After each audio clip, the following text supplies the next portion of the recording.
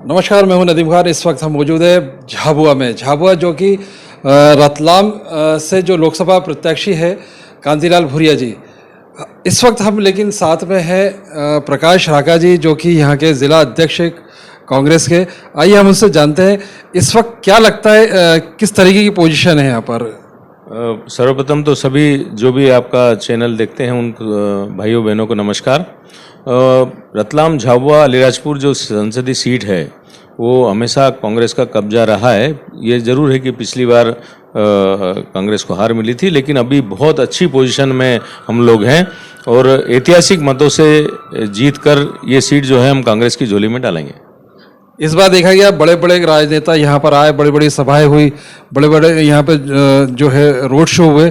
क्या लगता है इस बार कहीं ना कहीं कहा जा रहा है कि सीट जो है फिर से जिससे पिछली बार चली गई थी इस बार भी जाने की आशंका जताई जा रही है? बिल्कुल नहीं, गलत बात है। ये पहले भी अभी विधानसभा चुनाव था, आदरणीय हमारे प्रधानमंत्री मोदी जी आए थे, यहीं झाबुआ में ही मीटिंग की थी, उसके बाद भी कांग्रेस जीती। अभी भी वो आए हैं, मोदी जी आके गए हैं यहाँ पे, तो कांग्रेस जीतेगी। राहुल गांधी जी की हमारी जो जोबट की सभा है वो बहुत ऐतिहासिक थी। इतनी हजारों हजारों की भीड़ देख के भाजपा के समझ लो कि पसीने छूट गए। और हमारा जो क्षेत्र है पूरा आदिवासी बाहुल्य क्षेत्र है और यहाँ हमेशा से कांग्रेस लीड में रही है और निश्चित रूप से ये सीट हम जीतेंगे। कहा जाता रहा है कि हमेशा जब भी जितने बार भी यहाँ के सांसद रहे उन्होंने विकास के कार्य नहीं किए हैं, ऐसा भारतीय जनता पार्टी का कहना है। क्या कुछ कहना है?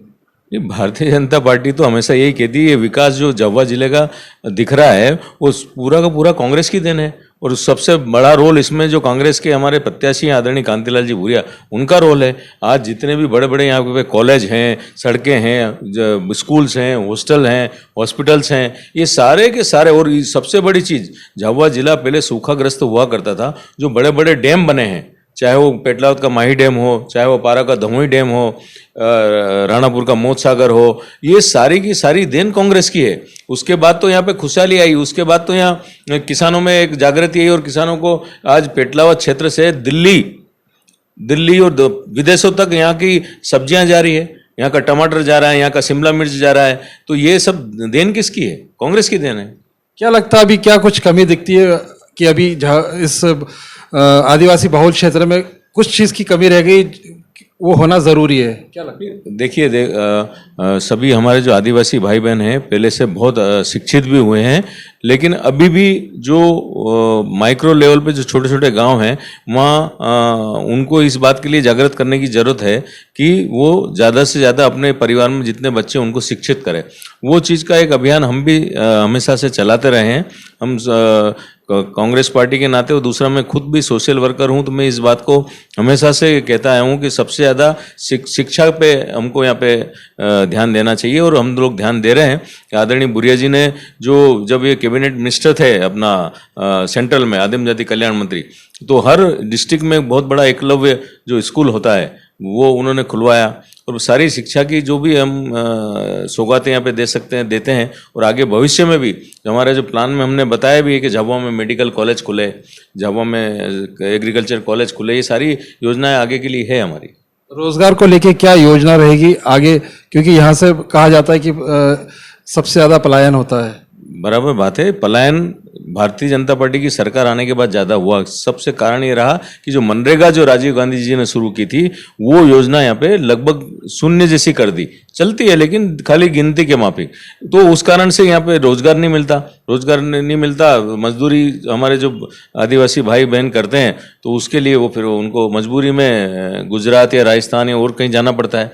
लेकिन हमारी जो योजना है उसमें यही है कि यहाँ पे ज़्यादा से ज़्यादा रोजगार के अवसर खुले, चाहे वो फैक्ट्रीज के मामले में, कारखाने के मामले में, और भी कोई काम के मामले में हो, ताकि हम हमारे भाई बहन को यहाँ से पलायन नहीं करना पड़े। जिस तरह से चुनाव के चलते हमने देखा कई विधायक और कई सारे नेता जो है कांग्रेस में चले गए, इसका क्या खामियाजा कहीं ना कहीं कांग्रेस को भुगतना होगा? नहीं, कांग्रेस आपने क्या पूछा? कांग्रेस से चले गए। कांग्रेस से बीजेपी में वही लोग गए हैं जो स्वार्थ की राजनीति करते हैं या जिनके काले धंधे हैं वो लोग गए। जो सच्चा कांग्रेसी है, सच्चा जो आदमी है, वो कांग्रेस से छोड़ के बीजेपी में नहीं गया, या तो दबाव में गया या कोई लालच में गया, इस कारण से गए। और कांग्रेस बहुत मजबूत है, यहाँ पे रूट लेवल पे बहुत कार्यकर्ता हमारे। क्या लगता है, आप इतने सीनियर लीडर हैं, मध्य प्रदेश में कितनी सीटें आने की संभावना नजर आती है आपको? मध्य प्रदेश में 29 सीटें, 29 सीटों में निश्चित रूप से जो बहुमत होता है कि 15 से ऊपर की सीटें हम जीतेंगे। राका जी का कहना है कि 15 से ज़्यादा सीटें हमें जीतने की संभावनाएं दिखती है। कैमरामैन भज्जी के साथ में नदीम खान, अलीराजपुर से, इंडिया बिग न्यूज़ 7।